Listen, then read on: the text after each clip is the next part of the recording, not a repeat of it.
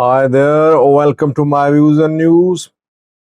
Three news stories for you. Firstly, European Union has taken a decision. It has suspended issuance of visas to Ethiopians. Multiple entry visas are being suspended. What is the reason? Why did EU take this significant decision? Secondly, Damascus Tirone is Ethiopian new deputy prime minister. He took office a few months ago, and 2 days ago he visited the Amhara region. He visited Kambolcha. There he talked about Tigrayans, TPLF. What did he say? He sent a message to Tigrayans, it seems. Thirdly, flooding in Addis Ababa, Ethiopian capital.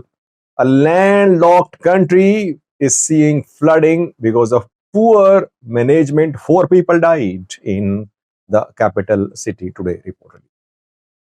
Firstly, viewers, European Union has taken a decision. It has been announced.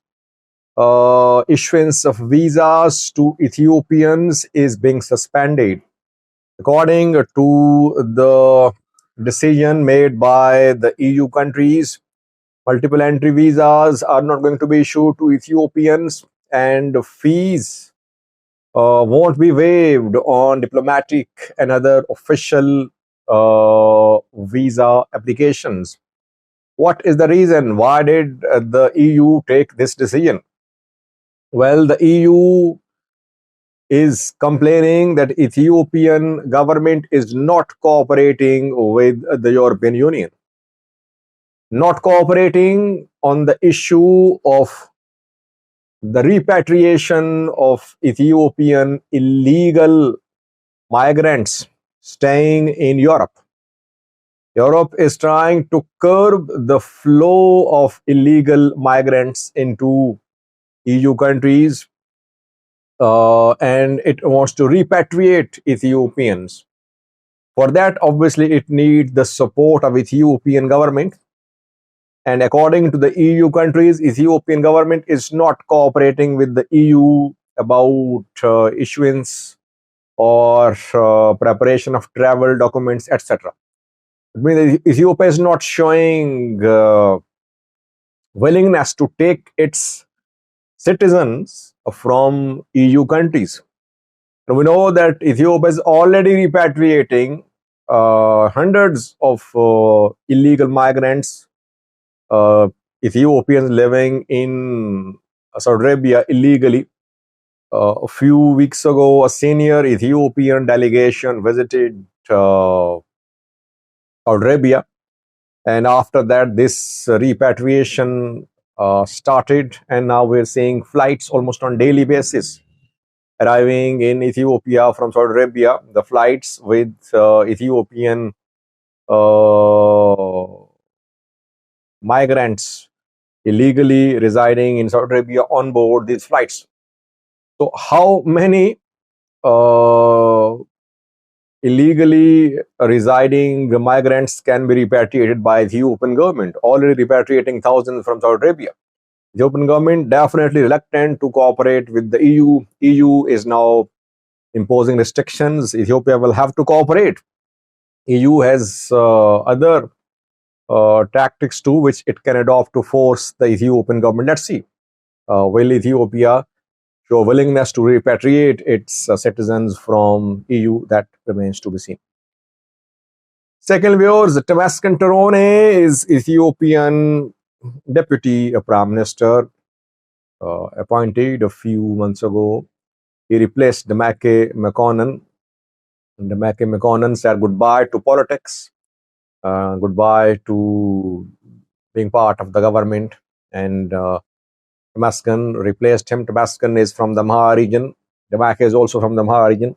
Damascus was serving as the head of Ethiopian intelligence agency, and he's the one who last year criticized Fano groups, calling for the dismantlement of all Fano groups. Damascus visited Kambolcha 2 days ago, and there he talked about projects being completed in Amhara region.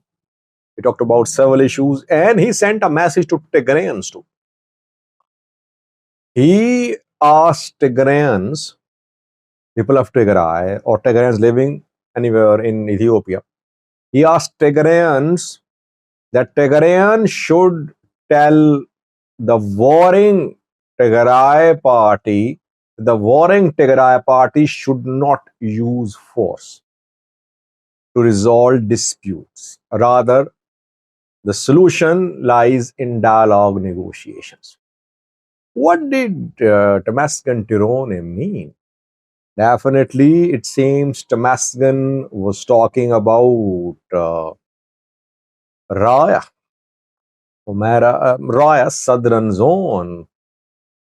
It's in Raya that Tigray fighters used force, and they took control of large parts of southern zone where Amhara provisional government has been dismantled, Amhara militias have been expelled, and Tigrayans expanding the territories under their control in southern zone. They say southern zone is part of Tigray. Amhara region rejects this claim. Amhara region is calling for the withdrawal of Tigray fighters. Tigray fighters not withdrawing. So I think Damascus Tirone, in a way, represented Amhara government, though he did not clearly mention Raya, Elamat. I did not name TPLF. I think in veiled terms, I think he sent a message to the TPLF that TPLF should not use force to resolve the issues about disputed territories. It would be very difficult for the TPLF now, for Tigray fighters now, to use force in Western Zone. Humera Volka said that the way statements are being issued, obviously statements don't mean that Amhara government, federal government will intervene in Southern Zone to push Tigray fighters out of the Southern Zone. Though intervention might happen, but so far, I think intervention won't happen. Maybe federal government will tolerate what TPLF is doing in Southern Zone. Will it tolerate similar attempt by Tigray fighters to take control of Western? I don't think so. That is why we're seeing statements from Amhara regional government, Damascus Tirone, federal government also spoke. They seem to be warning TPLF. All is not well between TPLF and federal government. Having said that, we cannot say that federal government wants to push Tigray fighters out of Southern Zone. We cannot say that because on the ground, Tigray fighters are there in Southern Zone, and federal forces are there too. So far, they have not made any tangible effort to push Tigray fighters out of Southern Zone. Let's see what happens. Last viewers, the rainy season, I think, starts in Ethiopia in June. But before the start of rainy season, there was flooding in Addis Ababa. Today, 4 people died. Ethiopian National Disaster Risk Management Commission confirmed 4 casualties. What happened? The people died because of heavy flooding due to rain. The incident happened in Bole subcity, which is in Addis Ababa, Varegno area, where 4 people died in flooding.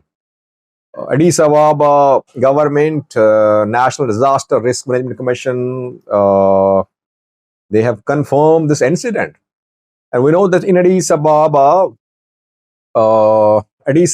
corridor project is being constructed. Demolition work has been done. Hundreds of buildings have been demolished. So, what will happen in rainy season?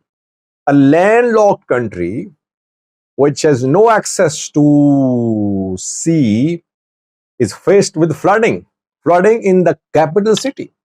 So that raises questions about the performance of Addis Ababa's government.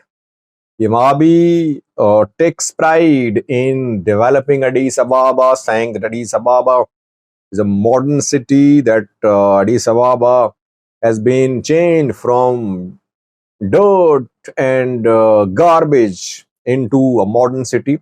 But in the capital city, four people died in flooding, showing how unprepared the Addis Ababa government is.